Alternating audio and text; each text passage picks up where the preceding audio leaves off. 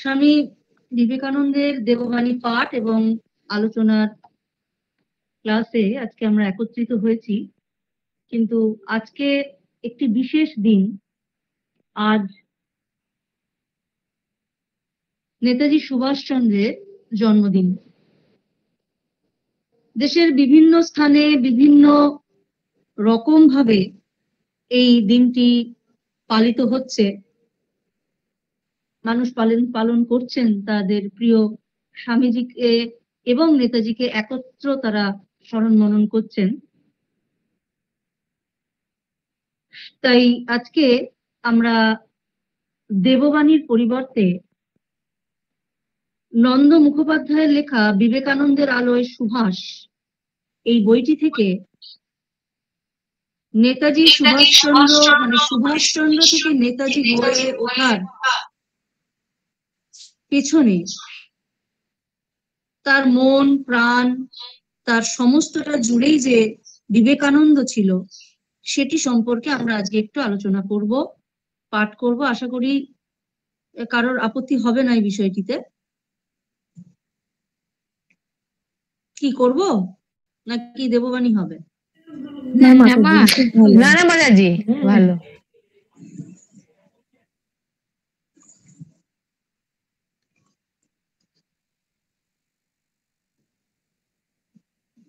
স্বামী বিবেকানন্দ সম্পর্কে নেতাজি সুভাষচন্দ্রের ছিল সীমাহীন শ্রদ্ধা।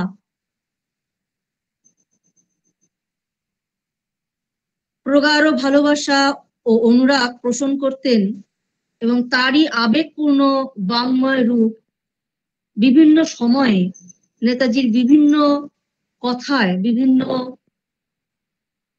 আবেগ তাড়িত মুহূর্তে নেতাজির মুখ থেকে এই কথাগুলো বেরিয়ে আসতো। শ্রী রামকৃষ্ণ নরেন্দ্রনাথের প্রাণে এনে দিয়েছিলেন আগুনের পরশমণি এবং তার ফলেই সুভাষচন্দ্র পেয়েছিলেন বিবেকানন্দের কাছ থেকে নেতাজি হয়ে ওঠার অগ্নিমন্ত্র। সুভাষচন্দ্রের মুখে শ্রীরামকৃষ্ণ বিবেকানন্দ বন্দনায় শ্রীরামকৃষ্ণ ও স্বামী বিবেকানন্দের নিকট বলছেন তিনি যে শ্রীরামকৃষ্ণ বিবেকানন্দের নিকট আমি যে কত ঋণী তাহা ভাষায় কি করিয়া প্রকাশ করিব। তাহাদের পূর্ণ ভাবে আমার জীবনের উন্মেষ।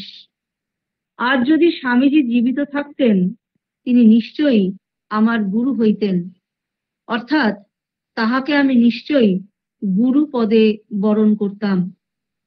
যাহা হোক যতদিন জীবিত থাকিব ততদিন রামকৃষ্ণ বিবেকানন্দের একান্ত অনুগত ও অনুরক্ত থাকিব, এ কথা বলাই বাহুল্য। নেতাজির যেন এক অকপট স্বীকারোক্তি যে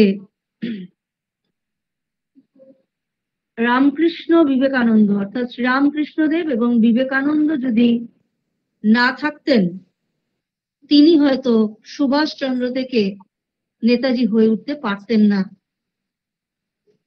1902 সালে স্বামীজি তার শরীর ত্যাগ করেছিলেন আমরা জানি। তাই নেতাজির সঙ্গে স্বামীজির দেখা হয়নি, কিন্তু নেতাজি বিভিন্ন সময়ে বিভিন্ন রকম ভাবে তার ক্ষোভ, তার দুঃখ তিনি প্রকাশ করেছিলেন যে স্বামীজির সঙ্গে আমার দেখা হলো না। কিন্তু তিনি বারবার বলছেন যদি তিনি বেঁচে থাকতেন, তিনি যদি শরীরে থাকতেন তাহলে আমি তাকেই আমার গুরু পদে নির্বাচন করতাম। নেতাজির জীবনের যে পরিবর্তনটা, তিনি সম্ভ্রান্ত পরিবারের পুত্র, আমরা জানি সম্ভ্রান্ত পরিবারের সন্তান, কিন্তু স্কুল জীবন থেকেই তার মধ্যে এক সংগ্রামী সত্তা কাজ করে এসেছে, যে সত্তাটাকে বাল্যকাল থেকেই কিন্তু বারবার বিভিন্ন স্থানে নেতাজি প্রকাশ করে ফেলেছিলেন। তার পিতা সম্ভ্রান্ত ধনী ব্যক্তি, তৎসত্ত্বেও তার মধ্যে একটু গোঁড়ামি, একটু ব্রিটিশদের প্রতি একটা ভরসাযোগ্য মনোভাব ইত্যাদি ইত্যাদি গুলো দেখেই নেতাজি সুভাষচন্দ্র বড় হয়েছেন। এবং তিনি যখন বিভিন্ন সরকারি পরীক্ষাগুলোতে পরীক্ষা দিচ্ছেন, সেই সময় এই সরকারি পরীক্ষা দিয়ে চাকরি করার মতো মানসিকতা তার ছিল না, কিন্তু তার বাবার একটা আশা আকাঙ্ক্ষা ছিল যে ব্রিটিশ গভর্নমেন্টের আন্ডারে তার পুত্র এক বড় পোস্টে চাকরি করবে, সমাজে নাম হবে ইত্যাদি ইত্যাদি।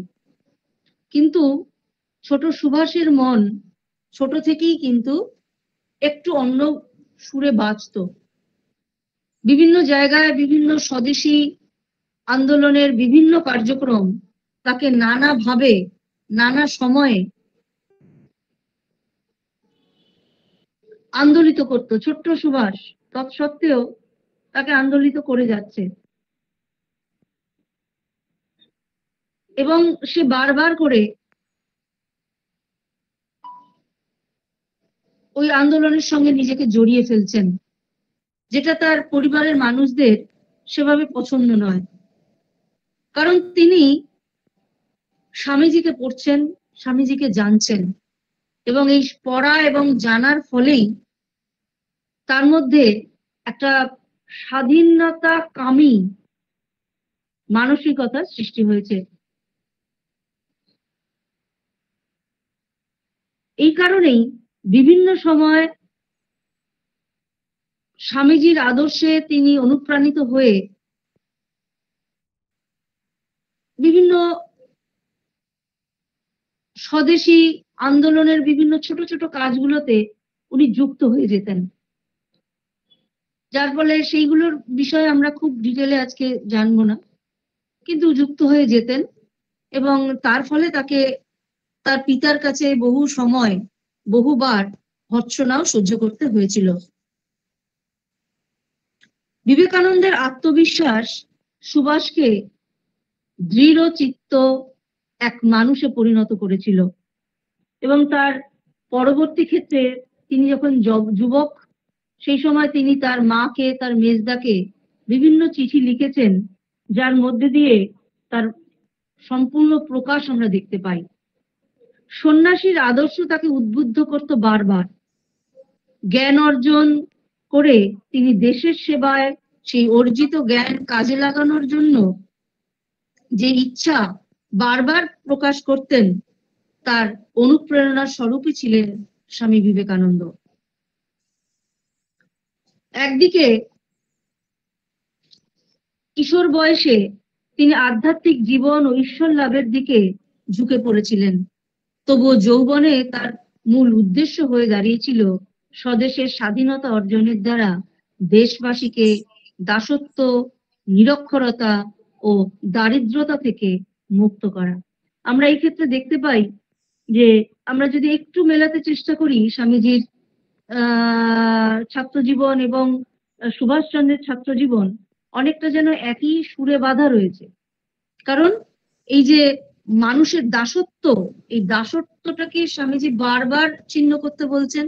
বলছে এই দাস সুলভ মানসিকতা, পরের আন্ডারে চাকরি করব, ব্রিটিশ শক্তির ব্রিটিশ কারখানা অফিস, সেখানে চাকরি করব, মাস গেলে একটা বেতন পাবো, এবং নিশ্চিন্তে আমার সন্তান যেন থাকে দুধে ভাতে, এইভাবে জীবনযাপন করে দেব, করে চলে যাব, একটা সময় চলে যাব, মিটে গেল, আমার পরবর্তী জেনারেশন বা আমার ছেলে পুলে নাতি নাতকরা সুখে জীবন যাপন করবে, কোনো ঝামেলা নেই।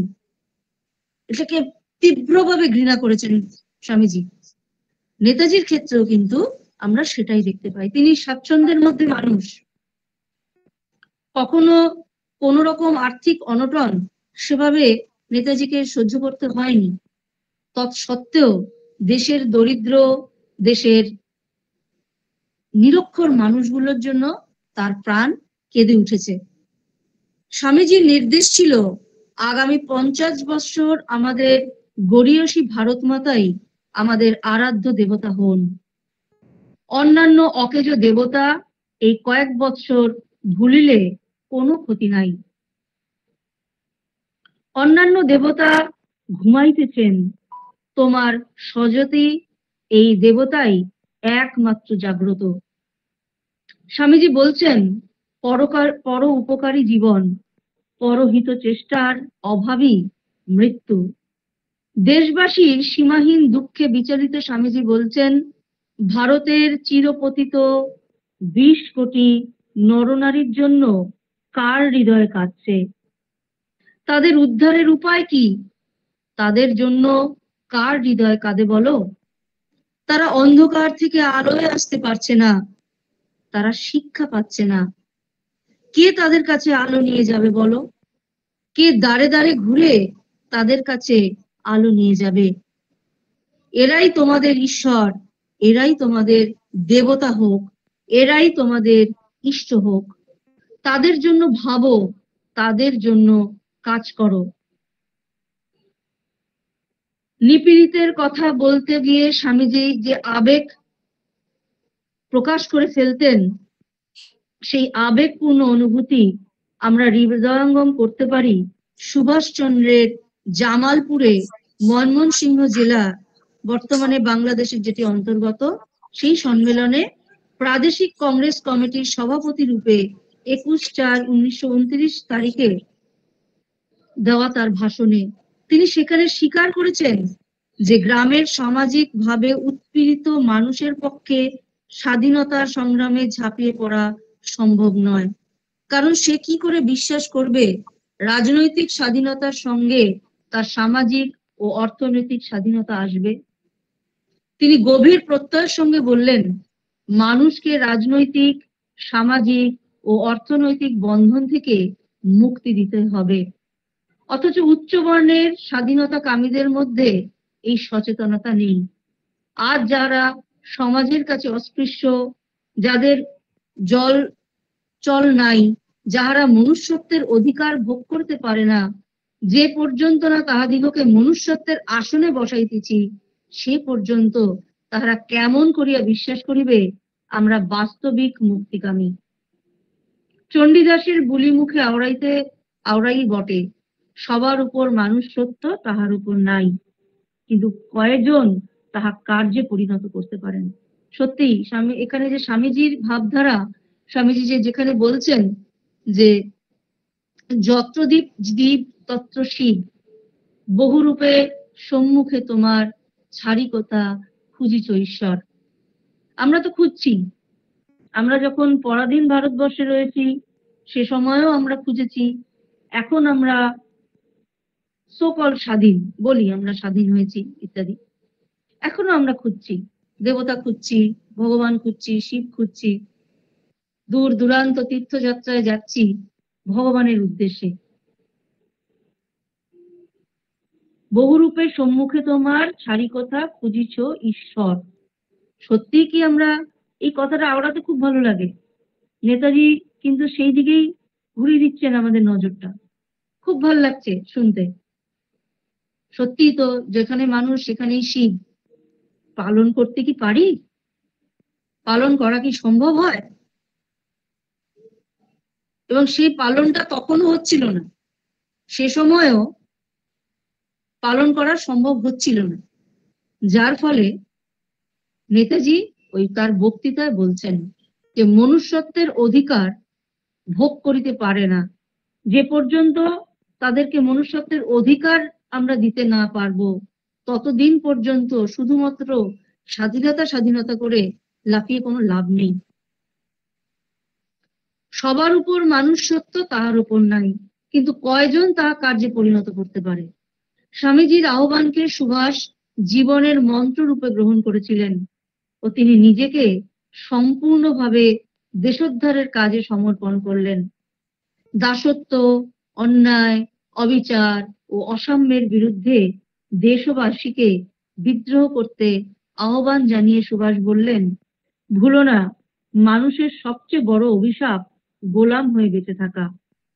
ভুলো না, জঘন্যতম অপরাধ অন্যায় ও অবিচারের সঙ্গে আপোষ করা।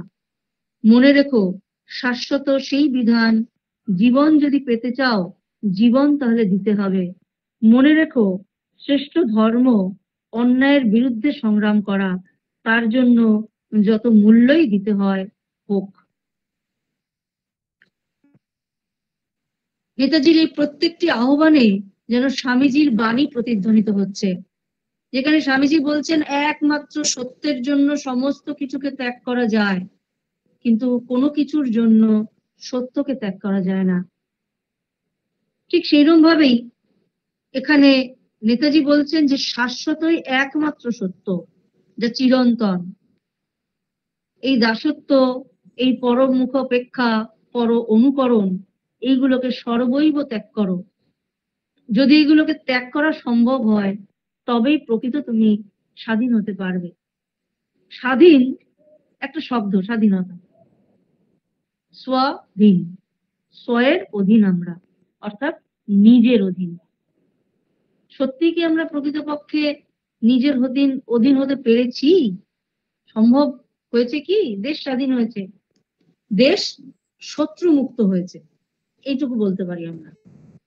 যারা এসে তাদের অর্থনৈতিক কলকাঠি নাড়িয়ে আমাদের বিভিন্ন রকমের অধিকারগুলোকে কেড়ে নিয়েছিল, সেইগুলো আমরা ফিরে পেয়েছি। এইটা আমরা বলতে পারি যে অধিকারগুলো যেগুলো আমাদের কেড়ে নেওয়া হয়েছিল, সেইগুলো থেকে সেই অধিকারগুলো আমরা আবার ফিরে পেয়েছি। কিন্তু প্রকৃত স্বাধীন হওয়া আমাদের বোধহয় আজও হয়ে ওঠেনি। স্বামীজি বলছেন, আমি এই মুহূর্তে স্বাধীনতা এনে দিতে পারি, কিন্তু তোরা কি তা রক্ষা করতে পারবি? সত্যিই কি আমরা রক্ষা করতে পেরেছি? নেতাজি কিন্তু তার ইঙ্গিত দিয়েছিলেন। আমরা এখন পাশ্চাত্যের বিভিন্ন প্রোডাক্ট, সেগুলোর দাস। আমরা এখন ভোগ্য বস্তুর দাস, আমরা এখন সুখের দাস, সমৃদ্ধির দাস, নামের দাস। এই দাসত্ব মুক্ত করতে, দেশের দাসত্ব মুক্ত করতে এসেছিলেন বিভিন্ন সংগ্রামী পুরুষ, মহিলা, নরনারী এসেছিলেন। তারা অনুপ্রাণিত হয়েছিলেন স্বামীজির আদর্শে। দেশ স্বাধীন হলেও আমরা কিন্তু স্বামীজির আদর্শটাকে ধরে এখন নিজেরা নিজেদেরকে স্বাধীন করতে পারছি না, এবং নিজেদের স্বাধীন করতে পরাধীন যখন আমরা হতে থাকব, তখন বুঝতে হবে ধীরে ধীরে দেশও কিন্তু পরাধীনতার দিকে এগোচ্ছে, যেটা আমাদের পূর্ববর্তী ব্রিটিশ সাম্রাজ্যের আগে আমাদের পরাধীনতাই, আমাদের মানসিক, আমাদের ব্যক্তিগত পরাধীনতাই কিন্তু সামগ্রিক পরাধীনতায় পরিণত করতে বাধ্য করেছিল আমাদের। বিবেকানন্দকে সুভাষ গ্রহণ করেন তার অন্তর দিয়ে। রংপুর রাজনৈতিক সম্মেলনের বক্তৃতায় তিনি বলেছিলেন, নিজের দেশের নবীন জাতি সৃষ্টির কাজও বিবেকানন্দ আরম্ভ করেছিলেন। ব্যক্তির সমষ্টি জাতি, খাঁটি মানুষ তৈরি না হলে স্বাধীন ও বলবান জাতি জন্মিতে পারে না। তাই তিনি বলেন, man making is my mission. খাঁটি মানুষ প্রস্তুত করাই আমার জীবনের কর্তব্য। তারপর খাঁটি মানুষ সৃষ্টি করবার জন্য তিনি শ্রেণী বিশেষের মধ্যে দৃষ্টি আবদ্ধ না করে সমগ্র সমাজের মধ্যে খুঁজিতে লাগিলেন। তার সেই বাণী অমর হইয়া এখনো বাঙালির ঘরে ঘরে ঘুরিতেছে। তোমরা উচ্চ বর্ণেরা কি বেঁচে আছো? স্বামীজি বলেছিলেন, তোমরা উচ্চ বর্ণেরা কি বেঁচে আছো? কারণ কোটি কোটি অধঃপতিত, মূর্খ, খাদ্যহীন, বস্ত্রহীন, জ্ঞানহীন, শিক্ষাহীন মানুষগুলো, ভারতীয় মানুষগুলো কেঁদে পথে লুটোপুটি খাচ্ছে। উচ্চ বর্ণ বলে যারা নিজেদেরকে প্রতিষ্ঠা করতে চাইছো বা নিজেদেরকে উচ্চ বর্ণ বলে মনে করো, তোমরা কি বেঁচে আছো? তোমরা শূন্যে বিলীন হও আর নতুন ভারত বেরো। স্বামীজির স্বপ্ন দেখেছিলেন নতুন ভারত বেরোবে মুচি ম্যাথর কামার কুমোরের ঘর থেকে। কেন এই স্বপ্ন দেখেছিলেন? তাহলে কি উচ্চ বর্ণ, যারা শিক্ষিত, যারা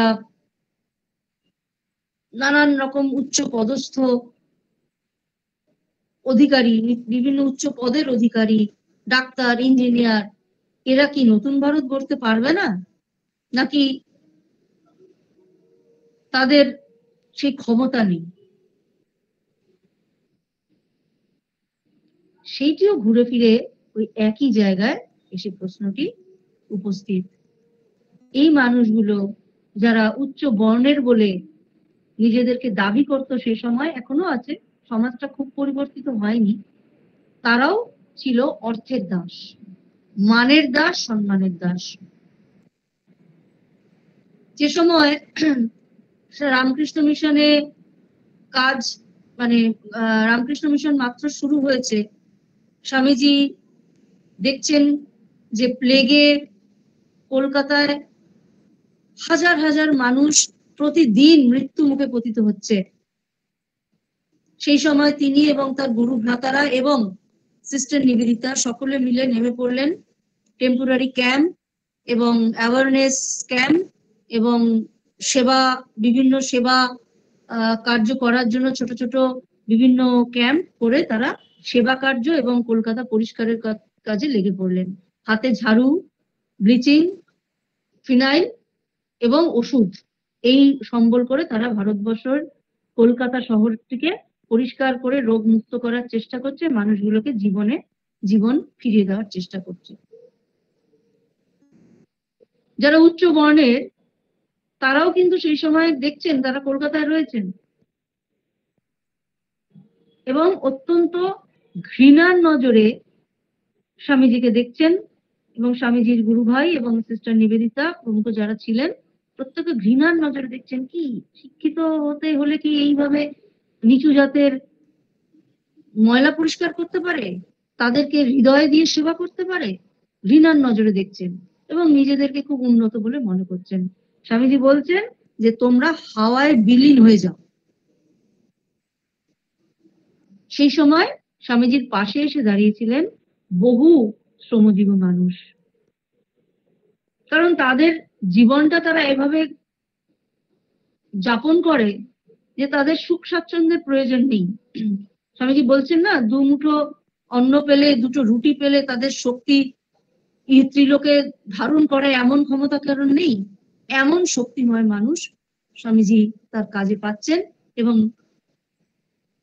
নেতাজিও বিভিন্ন সময়ে এদেরকে নিয়েই বিভিন্নভাবে দেশের কাজ করে চলেছিলেন, আমরা তার ইতিহাস জানি। দেশবন্ধু বলেছিলেন, মনে করিও না শুধু তোমারই মধ্যে ও আমার মধ্যে নারায়ণের বিরাজ, সে অহংকার একেবারে ছাড়িয়া দাও।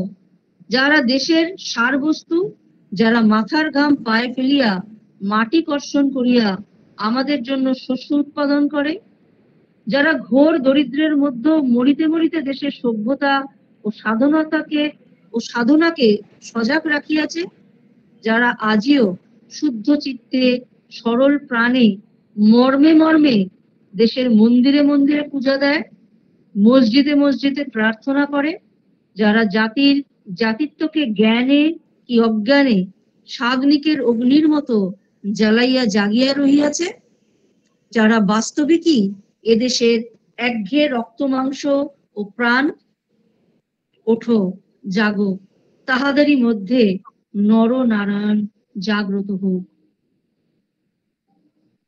দেশবন্ধু বলছেন, দেশবন্ধু চিত্তরঞ্জন আমরা জানি। রাজনৈতিক গুরুর চিন্তা ও আদর্শের উপর বিবেকানন্দের প্রভাব আমরা প্রত্যেক মুহূর্তে বুঝতে পারছি। সুভাষকে বিবেকানন্দের আদর্শের প্রতি আরো শ্রদ্ধাশীল করে তুলেছিল দেশবন্ধুর এই বাণীটি। ধর্মের নামে যে শোষণ চলছে তাকে ধিক্কার দিয়ে স্বামীজি বলেছিলেন, ওরে ভাই, দক্ষিণ দেশে যা দেখেছি, উচ্চ জাতির নিচের উপর যে অত্যাচার, মন্দিরে দেশবাসীদের নাচার ধুম, যে ধর্ম গরিবের দুঃখ দূর করতে পারে না, মানুষকে দেবতা করে না, সে কি ধর্ম না নরক? সে ধর্ম না পৈশাচিক নৃত্য? আমাদের যাত্রা নিজের বিশেষত্ব হারিয়ে ফেলছে। সেই জন্যই ভারতে এত দুঃখ কষ্ট। সেই জাতি বিশেষত্বের বিকাশ যাতে হয় তাই করতে হবে। জনসাধারণকে জাগতে হবে, জনসাধারণের চোখ খুলে দাও, যাতে তারা নিজেদের ও অন্যান্য দেশে কি হচ্ছে তা বুঝতে পারে। আমাদের ওখানে বহু দরিদ্র অশিক্ষিত লোক রয়েছে, তাদের কুটিরে যাও, তাদের ঘরে ঘরে যাও, দিনে যাও, সব সময় যাও এবং তাদের চোখ খুলে দাও। এই যে স্বামীজির বিভিন্ন আহ্বানগুলো স্বামীজিকে নেতাজিকে অত্যন্ত রূপে অনুপ্রাণিত করে তুলছে। এবং সুভাষচন্দ্র তীব্র ভাষায় বলছেন যে ধর্মের নামে যে অধর্ম, অন্যায় ও পাপাচার আমাদের দেশে চলেছে তার সামগ্রিক নিন্দা করে চলেছেন। ঠিক যেভাবে স্বামীজি করছেন, যে ধর্মের নামে কি চলেছে, শুধুই কুসংস্কার, কতগুলো আচার বিচার, ছুতমার্ক। স্বামীজি এক জায়গায় বলছেন না, আমাদের ধর্ম গিয়ে ঠেকেছে ভাতের হাঁড়িতে, ঘন্টা নাড়া, সলতে পোড়া দেখানো, এই হচ্ছে ধর্মের সারবস্তু হয়ে দাঁড়িয়েছে। কোথাও কোথাও স্বামীজি বলছিলেন যে দেশবাসীর প্রতি তিনি তীব্র ভৎসনাও করছেন, এবং এই ভৎসনা সুভাষচন্দ্রের মনে যেন সদা জাগ্রত হয়ে উঠেছিল। তাই মনমোহন সিংহ জেলার সম্মেলনে তিনি বলতে গিয়ে বলছেন যে কিশোরগঞ্জে গিয়েছিলাম, দেখিলাম কালী মন্দিরে কোনো কোনো শ্রেণীর প্রবেশ করিবার অধিকার নাই। প্রস্তাব হইল সর্বজনীন মন্দির তৈরি করা হোক। কেন? মন্দির তো রহিয়াছে, সেখানে প্রবেশের অধিকার দিবে না কেন? স্বামীজি বলেছেন, শাস্ত্রের দোহাই দিলে চলবে না। সমাজের যে যেখানে লাঞ্ছিত হইতেছে তাহাকে লাঞ্ছনার হস্ত হইতে রক্ষা করিতে হইবে। রাষ্ট্রীয় অধিকার দিবার অধিকার হয়তো আমাদের নাই, কিন্তু ইচ্ছা করিলে সামাজিক বন্ধন হইতে আমরা তাহাদিগকে মুক্ত করিতে পারি। আমি শুনিলাম ওখানে 150টি ভাই আসিয়াছে, তাহাদের কিছু দাবি আছে, সে দাবি তাহারা শুনাইতে চায়। তাহারা জলচল নয়, তাহারা জলচল হইতে চায়। আমি মনে করি ইহা সামান্য দাবি। যে দাবি মানুষের করা উচিত তাহা হইতেছে মনুষ্যত্বের দাবি। মানুষ হিসেবে মানুষের যত রকম অধিকার আছে তাহা দেওয়াই চাই।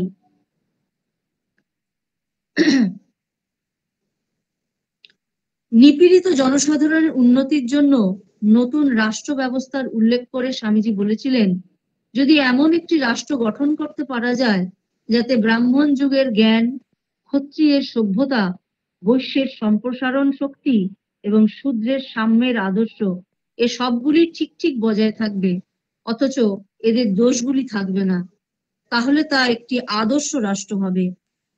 কিন্তু এ কি সম্ভব? এই বিষয়টি নেতাজিকে ভীষণভাবে নাড়া দিয়েছিল। নেতাজি বলছেন যে স্বামীজির এই যে একটা স্বপ্ন ছিল, এই স্বপ্নটি কি?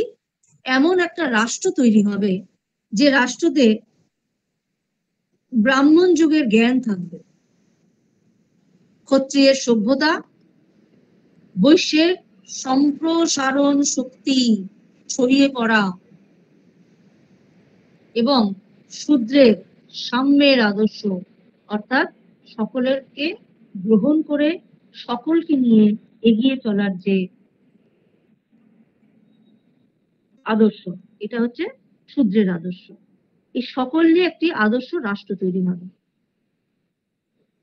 এরপর বলছেন, নেতাজি বলছেন যে স্বামীজি যে স্বপ্নটা দেখেছেন সেটি 3টির পালা শেষ হয়েছে, এবার শেষেরটির সময়, অর্থাৎ শূদ্র যুগ আসবেই আসবে, এ কেউ প্রতিরোধ করতে পারে না। স্বামীজিও তাই বলেছিলেন যে প্রতিরোধ করার ক্ষমতা কিন্তু কারণ নাই। এবার স্বামীজির কথা উল্লেখ করেও নেতাজি বলছেন যে আমি যে একজন সমাজতন্ত্রী তার কারণ এই নয় যে আমি এই মত সম্পূর্ণ নির্ভুল বলে মনে করি, কেবল নেই মামার চেয়ে কানা মামা ভালো এই হিসেবে।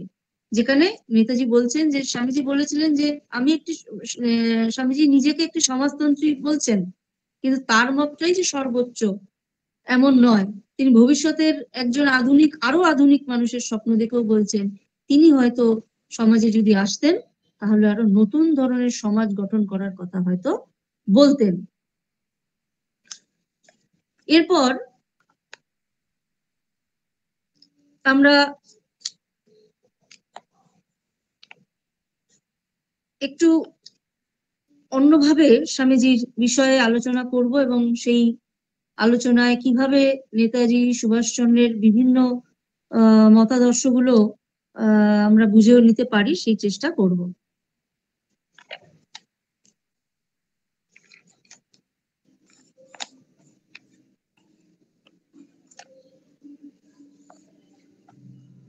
এখানে লেখক লিখছেন, বিবেকানন্দ বলতেন, প্রত্যেক জাতিকে নিজস্ব পথ বেছে নিতে হবে এবং কোনো জাতি নিজস্ব ঐতিহ্যকে সম্পূর্ণ বাদ দিয়ে গড়ে উঠতে পারে না।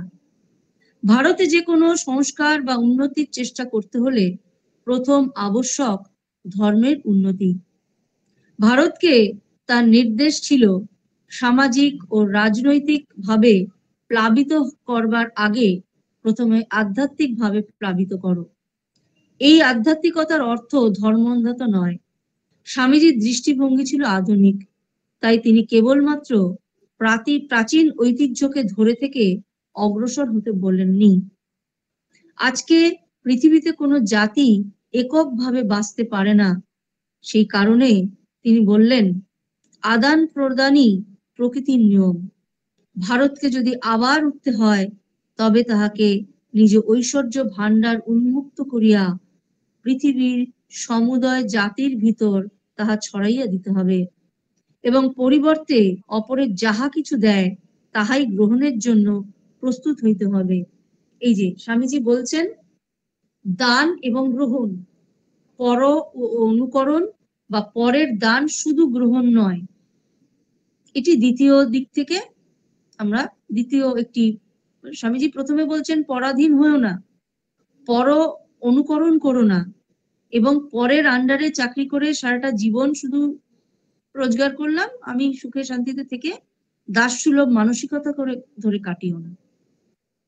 পরের আদর্শের পরের পয়েন্টটাই তিনি বলছেন, দ্বিতীয় যেটা আমরা ধরবো সেটা উনি বলছেন, তুমি শুধুমাত্র তাদের পর অনুকরণ করছো, তাদের আদর্শটাকে গ্রহণ করছো এবং তাদের মতো জীবনটা কাটানোর জন্য তাদের দাস হয়ে শুধুমাত্র তাদের পদতলে বসে তাদের পদসেবা করছো, সেটা নয়।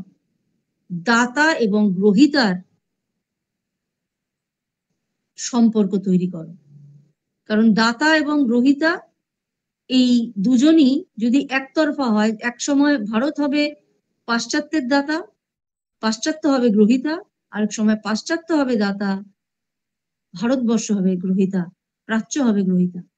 এই যদি সম্পর্ক থাকে তবে সেখানে দাসসুলভ মানসিকতার জায়গা থাকে না।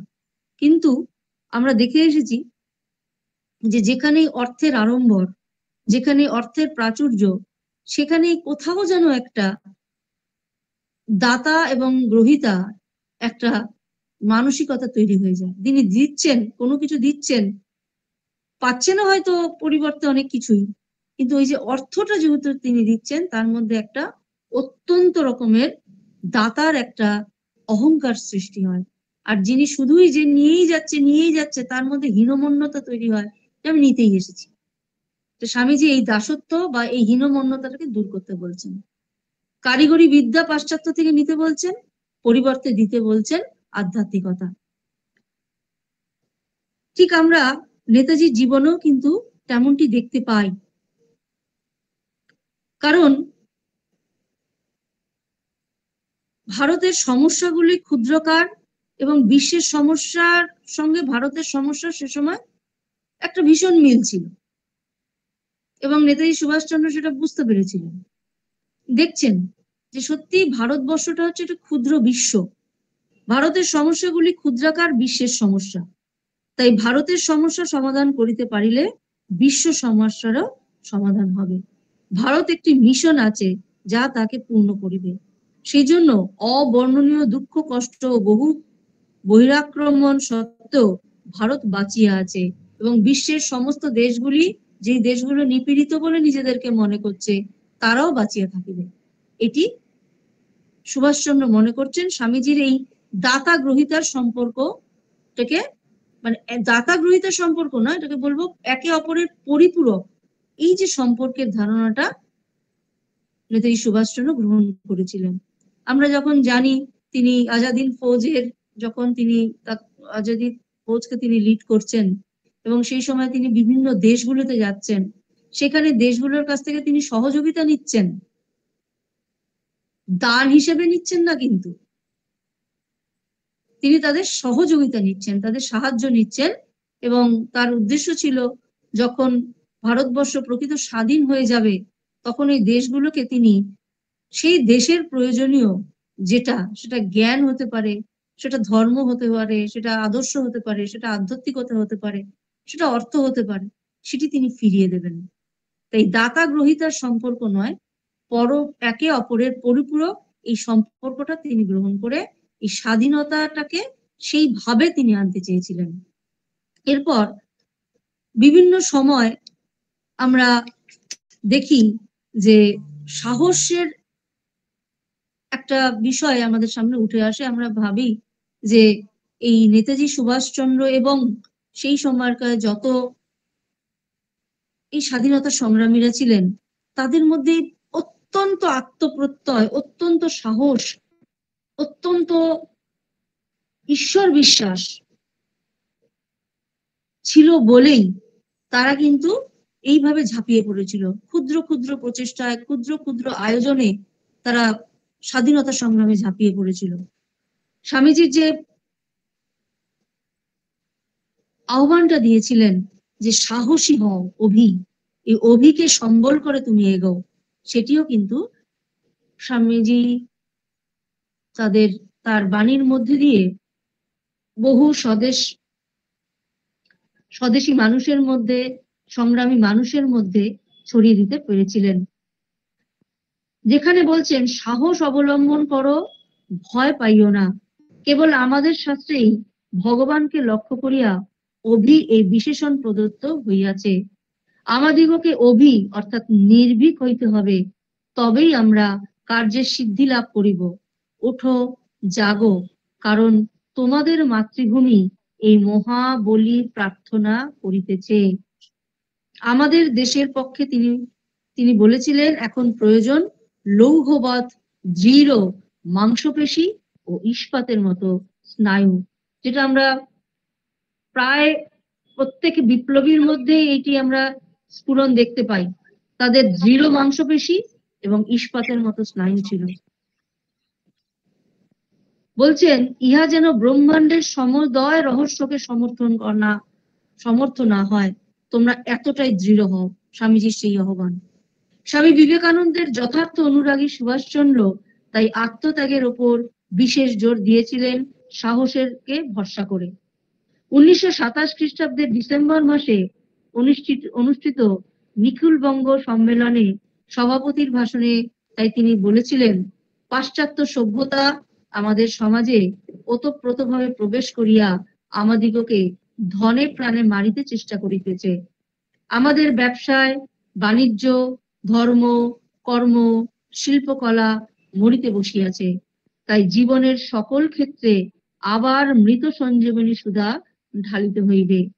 জীবন না দিলে জীবন পাওয়া যায় না।